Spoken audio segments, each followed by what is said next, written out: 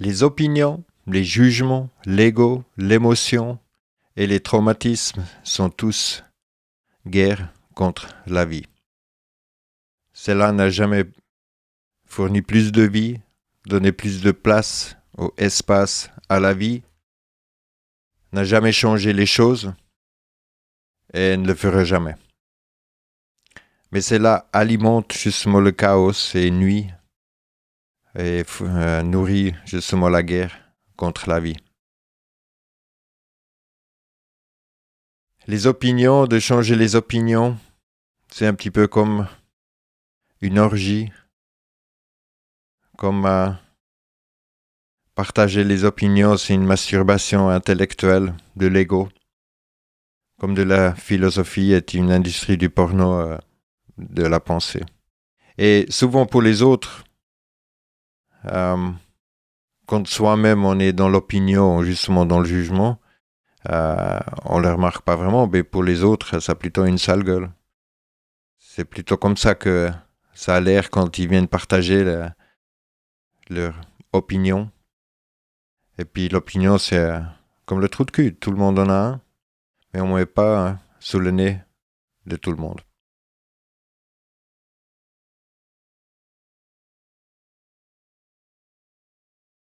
Les opinions sont faites, sont copiées, inculquées. Ils viennent vers nous et puis on les a acceptées. Les opinions peuvent changer. Les opinions proviennent de sources et des personnes de confiance. C'est ça qui met souvent les gens en colère, justement, quand on met leurs questions, leur opinion en question. C'est la source, en fait, qu'eux, ils devraient mettre en doute. Mais on préfère de partager, justement, à fond toutes les opinions et puis on donne beaucoup d'importance. Et si dans le système, les opinions, ils changeraient quelque chose, bah, ça sera depuis longtemps interdit. Comme le vote, ça serait interdit depuis longtemps, si ça changerait vraiment quelque chose. Les opinions créent confusion, colère, division, la haine, la frustration, les débats sans fin, sans clarté ni résultat clair. On n'arrive jamais au bout d'un argument d'opinion. Les faits sont toujours les mêmes choses, les faits ne changent pas, et tout le monde peut vérifier les faits à n'importe quel moment, sans se fier à d'autres personnes, ou faire confiance à d'autres personnes, à d'autres sources, et sans aucun outil supplémentaire, instruction, éducation. C'est là que tout le monde fait justement confiance aveugle à des scientifiques, ou à des docteurs, ou à des juges, ou à c'est là qu'il faut commencer à poser vraiment les questions. C'est pas pour justement se méfier de tout, mais il faut comprendre que justement le chaos, il est général et il est partout. Donc les faits, ils apportent la clarté, la vérité, comme même si vous aimez pas ça, ça amène le calme, ça amène l'espace pour grandir, un endroit justement pour grandir, pour apprendre, pour voir comment les choses y sont sans que quelqu'un nous dise comment nous on doit voir les choses. Ici, on montre des directions, on donne des clés, mais après le reste, ça c'est à chacun de faire ou pas. Mais les faits, ça arrête la confusion, des argumentations sans fin. Les fanatiques obsédés croire à défendre leur contradiction et incohérence, contradiction. C'est pour ça qu'ils viennent très agressifs quand on leur demande en fait des faits et puis des preuves des choses qu'ils sont en train de dire. Le jugement aussi, les évaluations, ce sont des complexes de soi-même, justement, qu'on a l'impression que c'est le résultat de se faire juger, évaluer depuis tout petit, ça c'est bien, ça c'est pas bien. Mais en réalité, un être humain a le droit de juger un autre être humain. aucun droit, aucune autorité, aucune permission, à part justement si on donne la permission au juge de se faire juger. Donc c'est pas une question du bien ou le mal justement. Ça fait partie justement déjà de toute cette structure, hein, de tout ce système de pensée. Hein.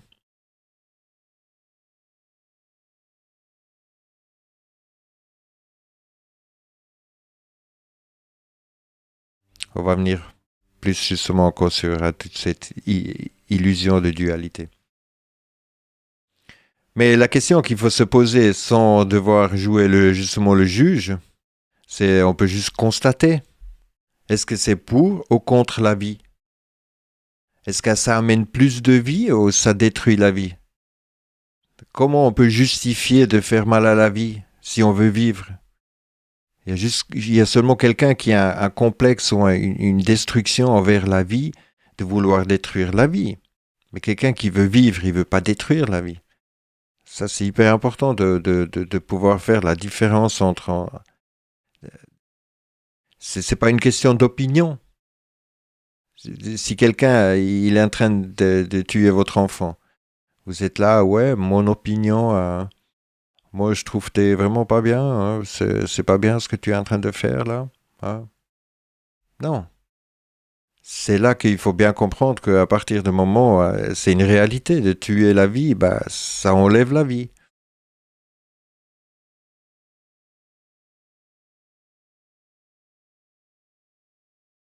Donc l'ego, pareil, les gens ne comprennent pas vraiment de l'extérieur quelle gueule que ça a, si quelqu'un il a de l'ego. Donc lui, il est très sûr de lui, sur son petit truc, puis il est plutôt concentré, il est fier. Hein. Donc c'est bien comprendre que justement, ce qu'on n'a pas besoin de tout le temps de... Et puis l'ego, il est déjà pas naturel. Il nous divise de nous-mêmes et la vie. Le E de ego est ecclésiastique. Ça vient de l'Église. C'est nouveau cette manipulation du bien et mal. Hein. L'ego peut pas être contrôlé. S'il y a l'ego, c'est l'ego qui contrôle. C'est pour ça qu'il y a beaucoup de gens aussi, justement, une fois qu'ils se rentrent dans l'ego et puis tout, c'est fini. Ça marche qu'en anglais, mais all seeing eye, l'œil qui voit tout, le I, le moi, le je, le mien, à moi.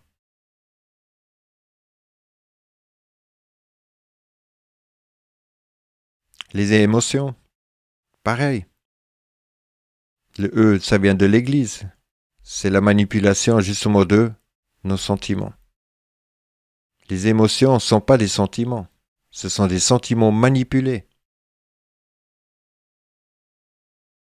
La peur, ça n'existe pas, c'est une illusion.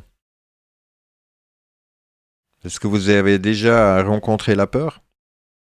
On a toujours peur des choses qu'on n'a pas encore vécues, ou mal vécues, justement, les traumatismes, qu'on a l'impression que les choses comme ils sont arrivées, on ne les a pas compris, et puis c'est pour ça qu'il faut les répéter. C'est pour ça, justement, tout ce qui nous arrive est une expérience, et sinon, c'est justement un traumatisme.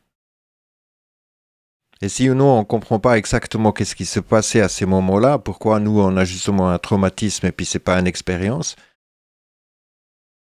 il faut qu'on creuse. À qui on a fait confiance? Pourquoi, justement, on ne nous a pas dit la vérité sur la chose? Pourquoi on nous a déçus? C'est ça qu'il faut aller chercher, justement, de bien comprendre pourquoi ces différentes choses, ils sont vraiment arrivées dans notre vie et puis de faire le nettoyage. Il faut se guérir. Mais il faut comprendre quoi, pourquoi, comment, quand les choses sont arrivées envers nous. Les émotions, les peurs, les illusions et puis tout ça, c'est pas naturel. On n'est pas né avec du jugement, avec l'opinion, de l'ego, l'émotion, ni les traumatismes. Ça, c'est tout arrivé à partir du moment justement que on nous a conditionnés. Et ça laisse des traces, ça laisse partout des traces dans tout, dans nos pensées, dans nos sentiments, dans notre cœur, dans notre âme, dans nos mots, tout ce qu'on est en train de dire, tout ce qu'on est en train de faire. Si nous, justement, on vérifie pas tout ça, bah, ça va être n'importe quoi. Si nous, on pense pas nous-mêmes, c'est quelqu'un d'autre qui va penser à notre place. Et il faut comprendre toute cette manipulation, elle va beaucoup plus profond que la plupart des gens ils veulent vraiment voir. Et c'est clair que ça fait pas plaisir, et puis c'est pour ça que ici avec, on a beaucoup de vent contre-courant parce que c'est justement des choses que, bah, disons, si justement on accepterait les traumatismes par exemple dans la psychologie, bah, il y aura plus de psychologie. Tout est parti. Si on comprendrait justement les traumatismes, ben, il n'y aura plus de besoin de médecins. Il n'y aura plus besoin de toutes ces différentes branches de scientifiques et puis tout ça. S'il n'y aura plus les illusions, s'il n'y aura plus les églises et puis tout ça. Il y a toujours quelqu'un derrière qui profite justement. On va venir plus encore justement à quel point que c'est justement c'est du vampirisme. C'est de sucer de l'énergie. C'est ça qui nous suce l'énergie, justement. C'est les illusions. Et ça profite à l'ordre, du chaos. Et justement, l'ordre et le chaos sont ici. Ça, c'est la vie. Et ça profite toujours au système. Donc chaque fois que nous, on abandonne une émotion, une énergie, un ego aux différents trucs, à l'église, à de l'argent, à des doutes, tous ces différents trucs, on est en train de nourrir le système elle-même qui veut juste la destruction totale. C'est ça qu'il ne faut pas oublier. Et justement, à travers cet ego, c'est comme ça que les gens ils viennent politiciens. C'est à travers de l'ego.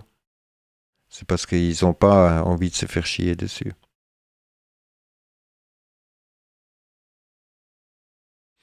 Les animaux sauvages n'ont pas d'émotion au de l'ego.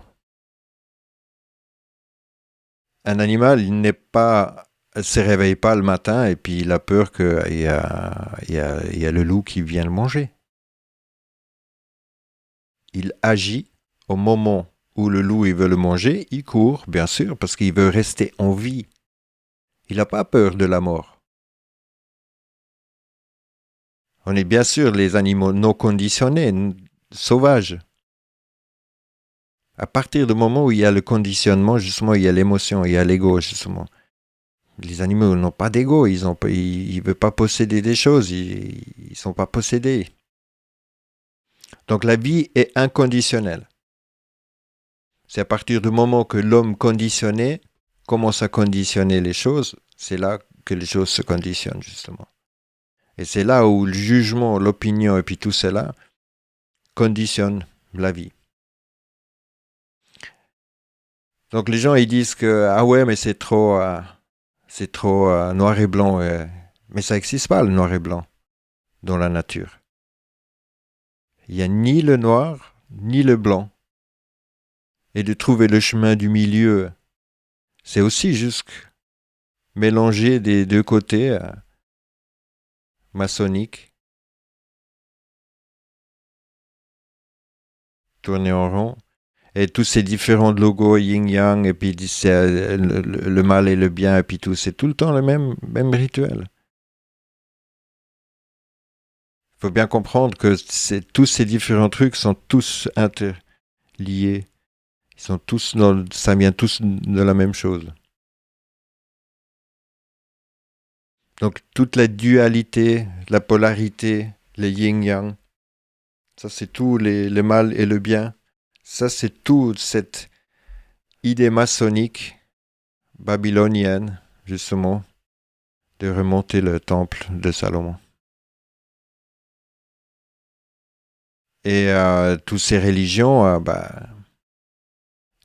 nous, ils n'y croient pas du tout à ce genre de conneries, hein, ni au diable, ni au Dieu.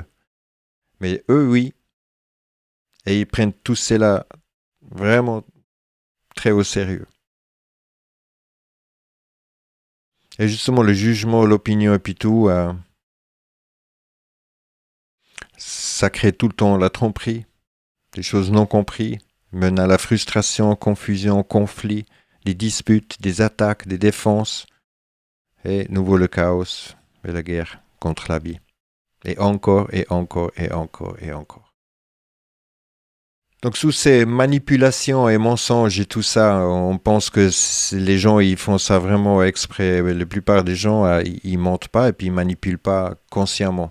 Il y a que les manipulés qui manipulent, mais ils sont pas conscients qu'ils sont manipulés.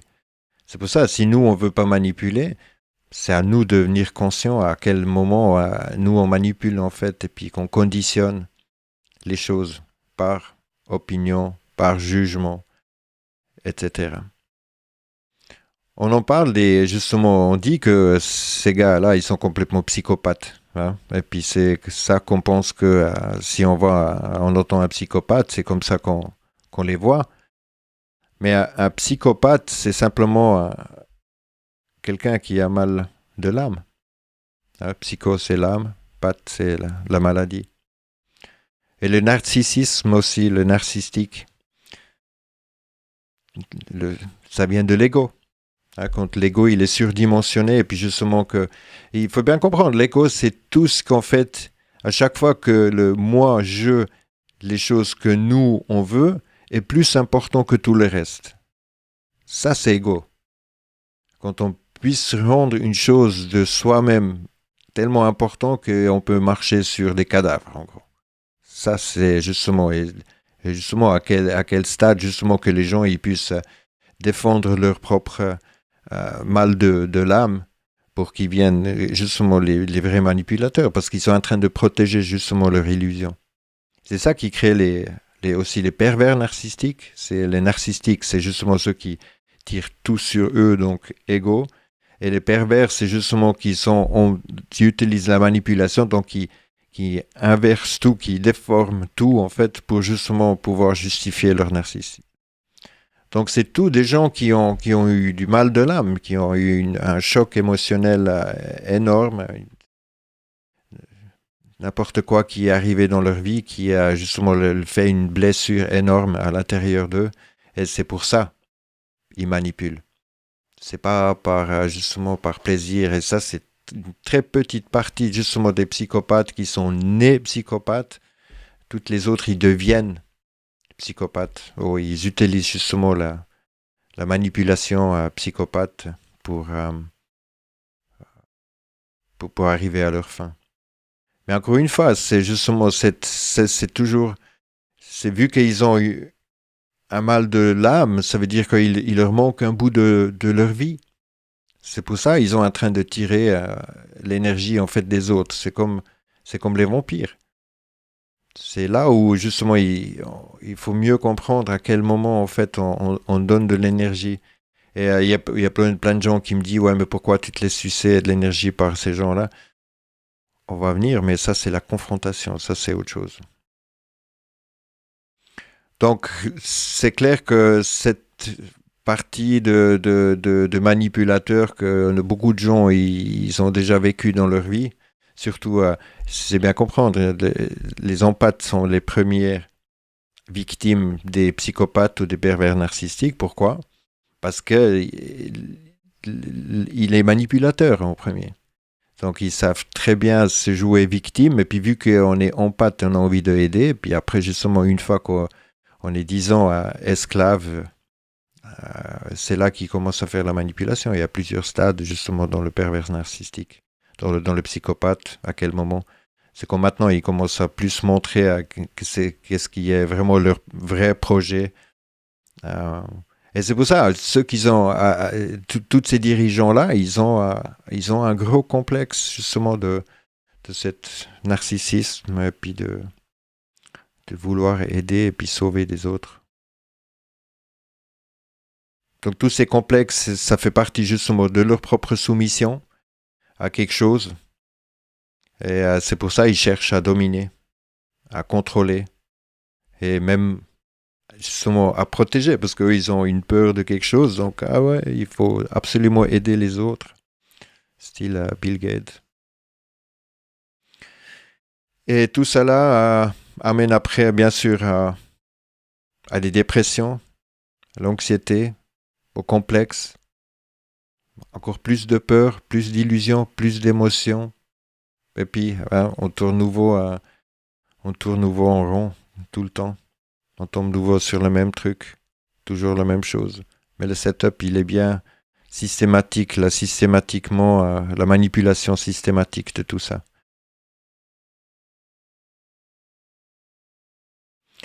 Donc, c'est un suicide mental.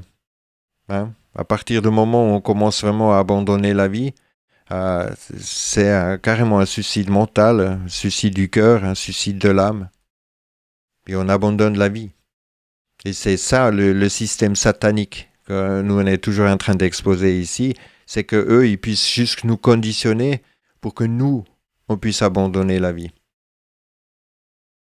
Eux ils puissent pas tuer notre vie si nous on n'abandonne pas notre vie. Alors justement pour venir à la confrontation, parce il y a plein de gens qui comprennent pas vraiment en fait pourquoi je confronte ces différentes choses. Donc les confrontations des illusions, des mensonges, des chaos, du mal que les gens amènent. Donc c'est pas une attaque aux gens. C'est justement de confronter ces différentes illusions que les gens amènent. Parce que la guerre, elle se passe là. Et puis justement, si eux, ils se sentent mal, c'est parce que justement, le mal, il est déjà dans l'illusion, dans le mensonge qu'on est en train de confronter. Et bien sûr, d'un coup, eux, ils sont en train de défendre leur illusion, et c'est ça que justement, soit justement, ils sont en train de réfléchir qu'est-ce qui se passe, ou ils rentrent dans le conflit, comme beaucoup, tout le temps. Alors la confrontation, même avec nous-mêmes, avec nos proches, c'est hyper important. C'est comme les animaux, ils règlent leur truc. Hein, ils se grondent dessus à un moment, mais ça ne veut pas dire que même les chiens, hein, la plupart des chiens, quand ils se sautent dessus et puis tout, ben, ils ont pas, il leur manque quelques poils, c'est tout. Mais après, ils n'ont pas de blessures ou quoi que ce soit. Et puis depuis l'extérieur, ça a vraiment l'impression qu'ils se sont presque entretués. Donc plutôt le contraire, justement, si on laisse les choses passer et puis les illusions sans rien dire, c'est là qu'on est en train de soutenir la guerre. Mais pas si on les confronte. Et oui, nous, on est tous dans le même bateau. Donc il n'y a pas d'empathie de laisser quelqu'un couler le bateau. Ça, c'est encore une illusion que les gens, il faut qu'ils comprennent. Il n'y a aucune empathie de justement, d'avoir, si quelqu'un, on est tous dans le même bateau, et il y a quelqu'un qui commence à couler le bateau. Est-ce que vous allez avoir une opinion? Ah ouais, moi je trouve c'est peut-être pas intelligent de faire couler le bateau. Ou est-ce que vous allez avoir l'ego? Ah, mais moi j'aurais cassé le bateau beaucoup plus vite. Euh, ouais. À quoi ça nous ramène finalement, s'il y a tout ça? Donc il faut guérir. Pour guérir tout ça, justement, il faut prendre entière responsabilité de retourner pour voir qu'est-ce que c'est le setup, au lieu tout le temps de tomber nouveau à la même chose, à la même endroit dans la vie. Parce qu'en gros, la vie nous montre toujours les trucs. Hein? Si nous, on n'a pas compris, la vie, elle nous donne toujours, et puis la vie, elle a toutes les réponses. Mais il faut savoir écouter, justement, il faut savoir freiner, puis de regarder à quel moment que nous, on tourne en rond. Donc, prendre responsabilité de tout ce que nous, on pense, vérifier chaque pensée, leur source, c'est qui nous a influencé, cette pensée, elle vient de où? Est-ce qu'on a vraiment vérifié cette pensée? Tout ce que nous, on ressent, nettoyer toutes les émotions et puis tout l'ego, tout l'attachement justement envers les sentiments. Ce que nous disons aussi, les vérifications des mots, que chaque mot que nous on utilise, ou que justement que nous on essaye de rendre important au moins. Au moins déjà commencer par cela, qu'à ceux qu'on tient vraiment fort, de bien vérifier qu'est-ce que ça veut vraiment dire, ou qu'est-ce que ça voudrait dire. Et puis souvent, on tombe complètement de haut parce que c'est souvent le contraire, en fait, de ce qu'on pense vraiment. Et jusque ce, en français, euh, la rousse, c'est de la merde. La plupart des sites étymologiques en français, c'est de la merde. Je suis désolé de dire, je cherche depuis un moment, mais moi j'ai fait toujours tout en anglais parce qu'il y a beaucoup plus de sources, ils vont jusqu'au 14e, au 13e, et puis tout, de où les mots ils viennent, et puis ils montrent plusieurs trucs. Au lieu de donner leurs propositions qu'on trouve par exemple sur Google, c'est ridicule des fois les choses qu'ils aimeraient justement qu'on fait avec les mots. Donc si vous voulez vraiment savoir, utilisez le traducteur et puis allez-y sur des sites plutôt en anglais pour vérifier les mots. En tout cas, il y a beaucoup plus de choses sur les mots. Petite parenthèse. Et aussi prendre responsabilité sur tout ce que nous on fait, tout ce que nous on projette. Et si vraiment l'évaluation de notre propre truc, elle change quelque chose. Si on voit un arbre, est-ce que c'est vraiment nécessaire de partager comment nous on trouve cet arbre? Est-ce qu'il est joli, il est grand et puis tout? Pourquoi on devrait pouvoir dire ça? On devrait le juger, il dit ah non, il est trop petit, il est trop grand, il est trop moche. C'est nouveau Lego, hein, il faut le couper parce qu'il nous coupe la vue. Les émotions qui nous font changer justement notre état de la peur, l'illusion totale, qui nous bloque complètement, qui nous stresse, tout le stress, hyper mauvais pour la santé. Et de justement nettoyer tous les traumatismes qu'on a accumulés pendant des années. Voilà. Mais toute opinion, jugement, égo-émotion ou la façon de voir les choses ne change pas la réalité des faits. Peu importe combien vous en avez, ça ne change pas les choses. Donc observer, vérifier, tester, contrôler, tout avec logique, sens, si c'est réel, et de plusieurs sources. Un exemple, par exemple, de si vous ne comprenez pas comment une chose elle marche, mais tournez la chose complètement à l'envers, comment la chose elle sera si elle sera à l'opposé de ce que nous on pense que ce soit, et peut-être on va trouver plus de vérité dans tout ça. En tout cas, tant que nous on ne comprenne pas, qu'on tourne dans ce rond à soutenir cette pyramide et à soutenir cette destruction totale, rien ne va changer. Merci d'avoir regardé. À bientôt.